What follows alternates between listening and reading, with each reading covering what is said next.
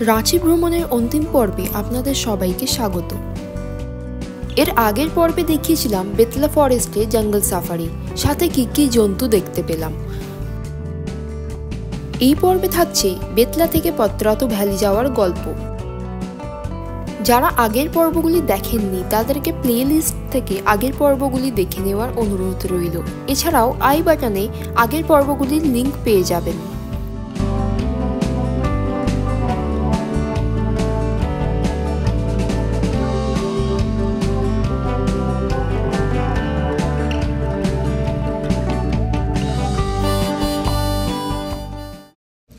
Good morning, আজকে 3 জানুয়ারি।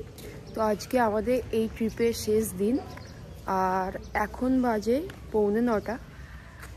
Already আপনারা দেখতেই পাচ্ছেন এখনও কীরকম কুয়াশা হয়ে আছে চারিদিকে, সেরকমভাবে কিছুই দেখা যাচ্ছে না। প্রচণ্ড ঠান্ডা এই সময়, মানে 3-4টে সোয়েটার পরলে তবে হয়তো একটু স্বস্তি পাওয়া যায়। তো চলুন আজকের পর্ব আপনাদের সামনে তুলে ধরি। আজ আমরা আপনাদের নিয়ে চলেছি ঝাড়খণ্ডের এক অপূর্ব সুন্দর জায়গা, পত্রাতু ভ্যালি।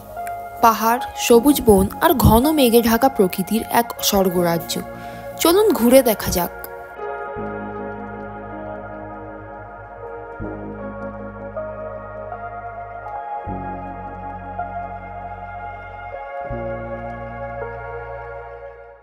জঙ্গল সাফারি করে হাতি দেখতে না পেলেও আমাদের হোটেলের ঠিক পিছন দিকটায় 4টে হাতি হঠাৎ করেই আমি দেখতে পেলাম।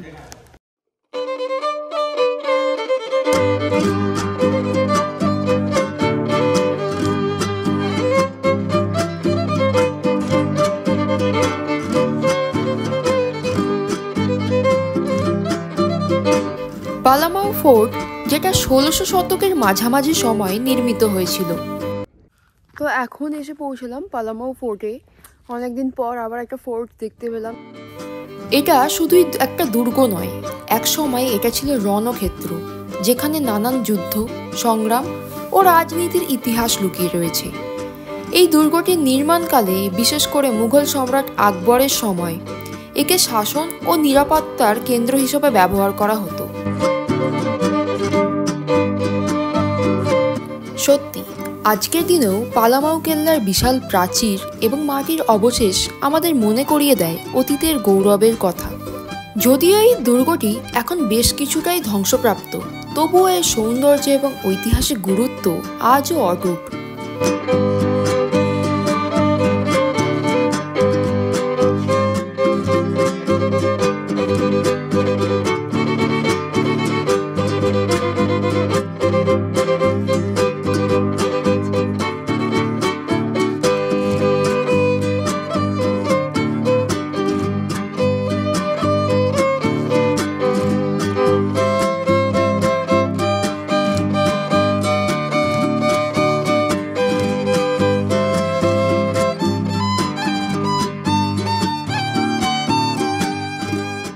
ফোর্টটা কিন্তু যথেষ্টই বড়, তবে মেনটেন্যান্সের অভাব আছে। লোকে এসে এখানে নোংরা করে দিয়েছে।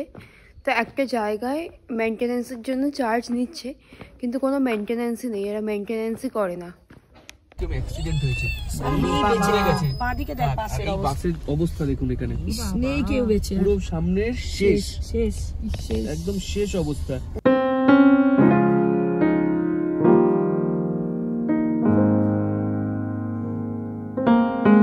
রাঁচি থেকে প্রায় 40 কিলোমিটার দূরে এই পত্রাতু ভ্যালি। রাস্তাঘাট একদম মসৃণ, আর রাস্তার দুই পাশে যতদূর চোখ যায় শুধু সবুজ আর সবুজ। গাড়ি করে যেতে যেতে মনটা একেবারে ফুরফুরে হয়ে যায়। ভ্যালি থেকে একটু দূরেই আছে পত্রাতু ড্যাম। বিশাল জলাধার, শান্ত জল আর হালকা হাওয়া, পিকনিক বা আউটিংয়ের জন্য পারফেক্ট ডেস্টিনেশন। তোমরা চাইলে এখানে নৌকা বিহারও করতে পারো, তবে সময় দেখে এসো, সন্ধ্যের পর বন্ধ হয়ে যায়।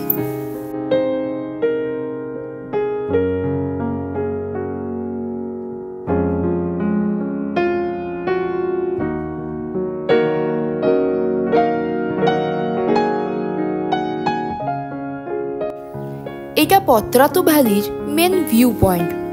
ওপর থেকে নিচে তাকালেই মনে হয় যেন প্রকৃতি নিজের রং তুলিতে এই জায়গাটা এঁকেছে। এমন শান্ত পরিবেশ, শুধু দাঁড়িয়ে থাকলেই মনটা ভালো হয়ে যায়। এই ভ্যালির সব থেকে আকর্ষণীয় অংশ হলো এই ঘোরানো পাহাড়ি রাস্তা। একে বলা হয় ঝুলন্ত রাস্তা বা স্নেক রোড। মোট 9টি হেয়ারপিন বেন্ড রয়েছে। প্রথমে আমরা পত্রাতু ড্যাম চলে যাব, তারপর ফিরে এসে এখানে সূর্যাস্ত দেখব।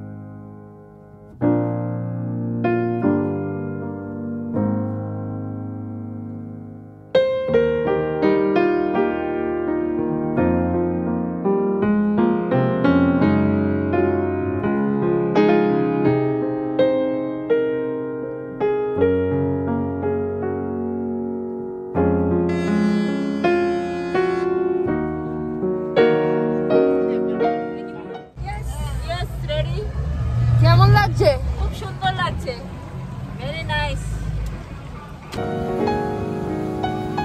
এই পত্রাতু ড্যাম 1960-এর দশকে নির্মিত হয়েছিল, মূলত জল সংরক্ষণ এবং বিদ্যুৎ উৎপাদনের জন্য। তবে সৌন্দর্য এবং শান্ত পরিবেশ পত্রাতুকে একটি জনপ্রিয় পর্যটন শিল্পে পরিণত করেছে।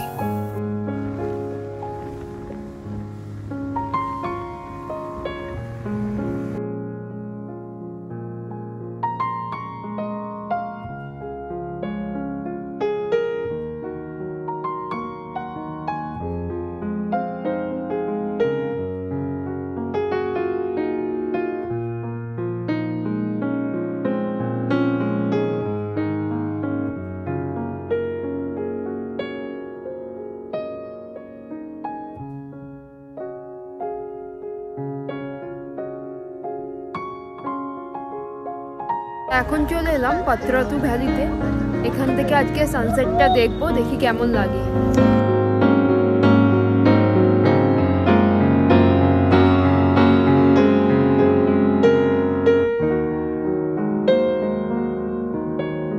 পত্রাতু ভ্যালি ঘুরতে গেলে অক্টোবর থেকে ফেব্রুয়ারি, শীতকালের সময়টাই সেরা। মেঘলা আকাশ, ঠান্ডা হাওয়া আর পাহাড়ে কুয়াশা, এক কথায় ম্যাজিক।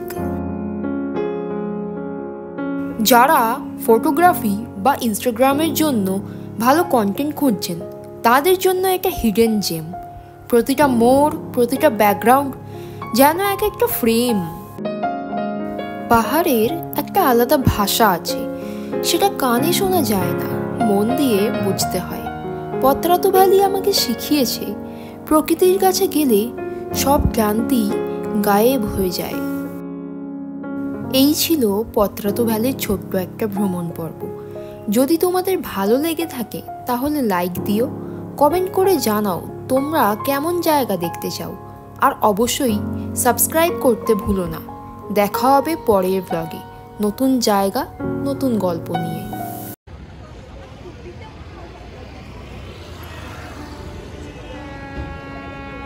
তো আজকের মতো আমাদের জার্নি এখানেই শেষ করছি।